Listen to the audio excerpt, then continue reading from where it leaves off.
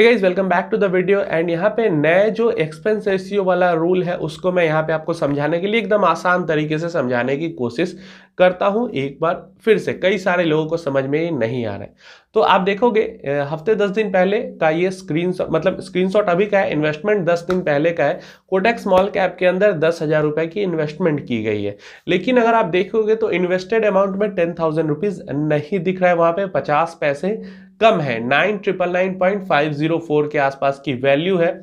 तो 10,000 रुपए में से ये 50 पैसा कहाँ गया? तो जो एक्स्ट्रा वो जो खर्च वगैरह रहती है टैक्स के नाम पे या जो भी चीजें रहती है, तो ये जो 50 पैसा उस एक्स्ट्रा खर्च में गया, तो हर 10,000 पे 50 पैसा जाएगा। किसी फंड के अंदर थोड़ा सा पैसों में ही 2-4-5 पैसों की अंतर आती है, नहीं तो हर म्यूचुअल फंड के अंदर में ये 50 पैसा हर 10,000 में कट ही जाता है। सेबी का नए कंसल्टेशन पेपर में यही कहना है कि ये जो इतना कट रहा है, अब चाहे ये कम है ज्यादा है आपके लिए उसमें कोई इशू नहीं है, लेकिन ये जो खर्चा है इसको एक्सपेंस रेशियो के अंदर में खींच के लाना है। जैसे कोटक स्मॉल कैप फंड ही हो गया, इसी का एग्जांपल लेते हैं। इसका एग्जिट लोड हो गया, तो एग्जिट लोड 1% हो गया। तो अगर मैं इस 10,000 रुपए को रिडीम कर लेता हूं, जो इसका टाइमिंग है 30 डे, 90 डे, 60 डे, 365 डेज, जो भी टाइमिंग है उसके अंदर अंदर अगर मैं रिडीम कर लेता हूं तो 1%, तो जितना पैसा मैंने इन्वेस्ट किया है 10,000 रुपए, उसका 1% मेरा वहां पे कट जाएगा, मतलब 100 रुपए मेरे चले जाएंगे। तो ये भी क्या हो गया, ये एक्स्ट्रा हो गया। टोटल एक्सपेंस रेशियो के अंदर ये भी नहीं आता है। तो TER, टोटल एक्सपेंस रेशियो उसका नाम है, जो कि आपको बताया जाता है कि हाँ इस स्कीम का 1% है, आधा % है, या 1.5 है, या 0.75 है। तो ये जो TER, टोटल एक्सपेंस रेशियो हो गया, तो इसके अंदर ये जो पहले जो कटा टैक्सेस वगैरह सबके नाम पे, वो बाद में जो कटा एग्जिट लोड के नाम पे, वो ये सारा जो एक्सपेंस है जो एक इन्वेस्टर पे आ रहा है, टोटल एक्सपेंस रेशियो होने के बावजूद ये एक्सपेंस उसी एक्सपेंस रेशियो के अंदर में जाना चाहिए, एक्स्ट्रा अलग से ये एक्सपेंस नहीं लगना चाहिए। सिंपल, अभी सेबी का जो कहने का मतलब है वो ये है। टोटल एक्सपेंस रेशियो नाम है, तो बस उसके अंदर में सब कुछ घुसाओ। इसके अलावा जो एक्सपेंस रेशियो पहले स्कीम वाइज थे और जैसे जैसे स्कीम का साइज बढ़ते जाता था एक्सपेंस रेशियो घटते जाता था।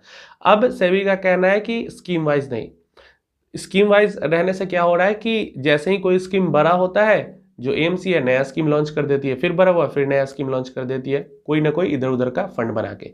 तो इस कारण से अब स्कीम वाइज नहीं, अब जो लॉन्च होगा वो होगा, अब जो एक्सपेंस रेशियो होगा वो होगा ओवरऑल AUM वाइज। कोई म्यूचुअल फंड कंपनी है, वो अगर 50,000 करोड़ हैंडल कर रही है, तो उसका एक्सपेंस रेशियो, चाहे वो उसकी जो स्कीम हो उसका साइज कुछ भी हो, लेकिन वो सिर्फ 50,000 करोड़ हैंडल कर रही है या 10,000 करोड़ हैंडल कर रही है, तो वो ज्यादा एक्सपेंस रेशियो रख ले। और अगर कोई 1 लाख या 2 लाख करोड़ हैंडल कर रही है, तो चाहे उसका नया स्कीम हो, छोटा स्कीम हो, बड़ा स्कीम हो, उसको एक्सपेंस रेशियो कम करना होगा। क्यों? ताकि जो छोटे प्लेयर्स हैं, छोटे म्यूचुअल फंड कंपनीज है, वो सरवाइव कर सके। अगर सबके लिए रूल एक जैसा हो जाएगा जैसा अभी है, तो बड़े प्लेयर्स छोटे प्लेयर्स को यहाँ पे खा जाएंगे, देन मोनोपोली काइंड ऑफ हो जाएगा सब कुछ, एंड देन उनको जितना मन करेगा उतना। तो किसी भी बिजनेस में मोनोपोली नहीं होना चाहिए, छोटे प्लेयर्स यहाँ पे जिंदा रह सके, काम कर सके। इस कारण से ये रीजनिंग देकर यहाँ पे छोटे प्लेयर्स को सपोर्ट करने के लिए स्कीम वाइज न करके AMC वाइज एक्सपेंस रेशियो को किया गया है।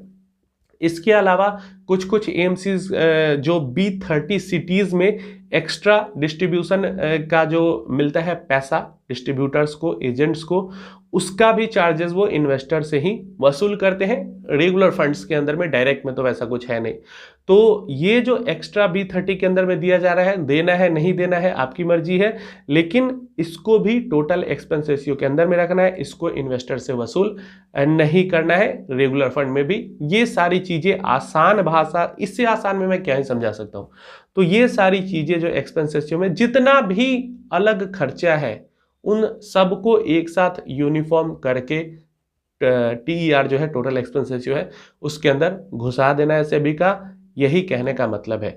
सारे जो AMC हैं वो एक खर्च ले और उसी खर्च से अपना पूरा खर्चा निकाले। इन्वेस्टर पे अलग अलग नाम से खर्च और ज़्यादा न डालें।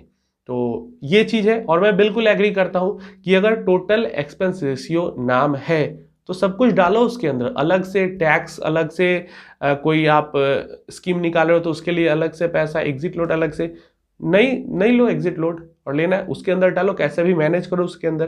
तो यही सारी चीज़ें हैं, और देखते हैं 1-2 हफ्ते में नया कंसल्टेशन पेपर भी आने वाला है जो कि पब्लिक के सुझाव के लिए भी अवेलेबल होगा। तो देखते हैं क्या होता है, कैसा होता है। अभी तक जो है वो यही है और यही से भी करना चाह रही है। अब आपको समझ में आ गया होगा, तो आप बताओ जरा कमेंट में कि आपको ये चीज़ें कैसी लगती है, कि आप इसके सपोर्ट में हो या फिर नहीं हो सपोर्ट में। ये होने के बाद एक चीज़ है जो आपको समझनी चाहिए, जितने भी डिस्ट्रीब्यूटर्स हैं एंड जो एजेंट्स हैं, जो भी मतलब म्यूचुअल फंड सेल करते हैं एंड उससे कमीशन अर्न करते हैं, उनकी कमीशन ड्रास्टिकली बहुत ज़्यादा कम हो जाएगी। इवन एएमसी के प्रॉफिट्स पे भी असर दिखेगा, लेकिन डिस्ट्रीब्यूटर्स के भी इनकम पे असर दिखेगा। हो सकता है उनकी इनकम आधी या आधी से भी कम हो जाए ये सारी चीज़ें लागू होने के बाद। तो ये सारी चीज़ें हैं यहाँ।